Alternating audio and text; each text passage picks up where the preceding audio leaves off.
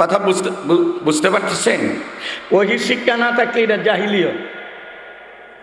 ওহি নাই, এটা জাহিলিয়ত। সব আছে, ওহি নাই, জাহিলিয়ত।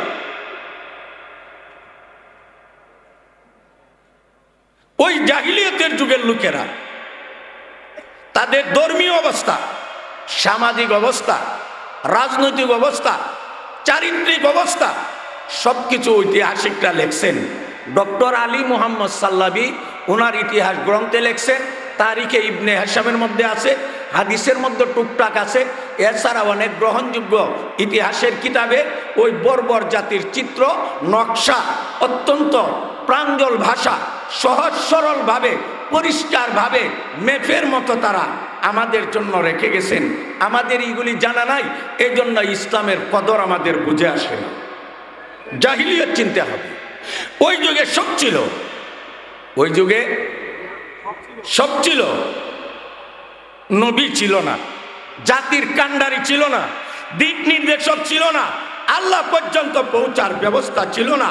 তখনের যুগের মানুষগুলি রাখালবিহীন মেষপালের মতো ছোটাছুটি করত। চারণভূমি আওয়ারে খিলে মাঠে যদি গরু ছাগল নিয়ে যান, মেষপাল নিয়ে যান, আর রাখাল না থাকে, তখন এই পশুগুলো কি করে? কি করে ভাই? রাখাল না থাকলে কি করে? দৌড়াদৌড়ি করে, ছোটাছুটি করে, ওই জায়গাতে কামড় দে, ওই জায়গাতে মুখ দে। রাখাল নাই, নিয়ন্ত্রণকারী নাই। তো জাহিলিয়তের যুগে অনেক কিছু ছিল, অনেক কিছু ছিল। আসমানি শিক্ষাদাতা না থাকার কারণে, নবী রসুল না থাকার কারণে, আল্লাহওয়ালা না থাকার কারণে, আসমানি শিক্ষার চর্চা না থাকার কারণে রাখালবিহীন মেষপাল যেইভাবে ছোটাছুটি করে, যার যার মতো কইরা চলে। ওই যুগটা তো নবী রসুল আর আসমানি শিক্ষা না থাকার কারণে যার যেমনে মনে চা এমনই চলছে। কেউ করত চন্দ্রের পূজা, কেউ করত সূর্যের পূজা, কেউ করত নক্ষত্রের পূজা, কেউ করত দুর্গা পূজা, কেউ করত দুর্গা পূজা, কেউ করত তুলসী গাছ পূজা, কেউ করত বটগাছ পূজা, কেউ করত গঙ্গা পূজা, কেউ করত লিঙ্গ পূজা, কেউ করত পাথরের পূজা, কেউ করত সাগরের পূজা, কেউ মাটির পাথর, কেউ গাছের কাষ্ঠ পাথর, কেউ স্বর্ণ দিয়া মাবুদ বানাইতো, কেউ রূপা দিয়া মাবুদ বানাইতো, কেউ বালুর তুপ দিয়া মাবুদ বানাইয়া ওই দিকেই তারা জীবন চালাইতো। এই ছিল রাখালহীন মেষপালের মতো জাহিলিয়তের যুগের মানুষের চিত্র। এটা আগে বুঝতে হবে, আর না হয়তো ইসলামের অবদানটা কি বুঝবেন না।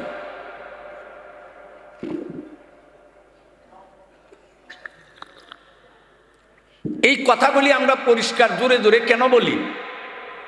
সারা দুনিয়া যেই ম্যাপ আর যেই ম্যাপ নিয়ে আগাইতেছে, আমরা সতর্ক না হইলে আরেকটা জাহিলিয়ত তারা প্রতিষ্ঠা করতে চায়। ওয়ালা তাবাররাজনা তাবাররুজাল জাহিলিয়াতিল উলা, ওইটারে তো উলা বলাইছে। উলা কারে কয়? যার পিছনে সানিয়া আছে। যদি সানিয়া না থাকে এটা উলা হবে না।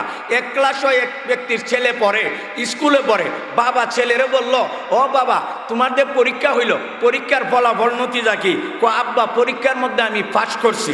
কো কি পাস করছ? কো আব্বা আমি 1 নাম্বার হইছি। কো তোর ক্লাসের ছাত্র কজন? কো আল্লাহর রহমতে আমি একা হই। এক ক্লাসে একজন থাকলে তার একোয়ার যেমন বেলু নাই, যে উলার ঘরে সানিয়া নাই, এটা উলা হইতে পারে না। ওই উলা দ্বারা বোঝা যায় কিয়ামতের আগে আরেকটা জাহিলিয়ত হবে, আরেকটা জাহিলিয়ত হবে, আরেকটা জাহিলিয়ত হবে।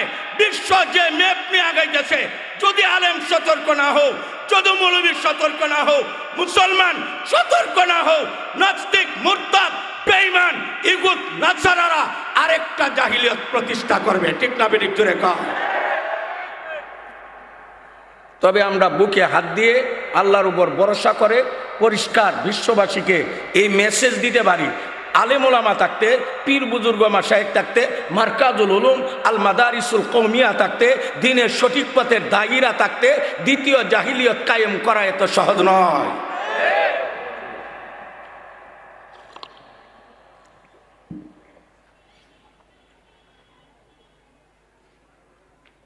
জাহিলিয়াতের যুগের বিভিন্ন অবস্থা ঐতিহাসিকরা লিখছেন। আমি শুধু তাদের ধর্মীয় অবস্থা আর নারীর প্রতি তাদের অবিচারের মাত্রাটা আর ধরনটা কি ছিল এই বিষয়ে সংক্ষিপ্ত কিছু কথা বলবো, শুনবেন? কষ্ট হবে না তো?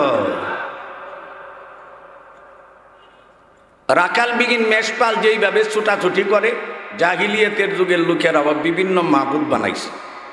এর মধ্যে সহি বুখারী শরীফ 2 নম্বর খণ্ড কিতাবুল মাগাজি বাবু ওয়াবদে বানি হানিফা ও হাদিসে সুমামাত ইবনে উসাল, এই শিরোনাম থেকে একটা হাদিস পড়ছি।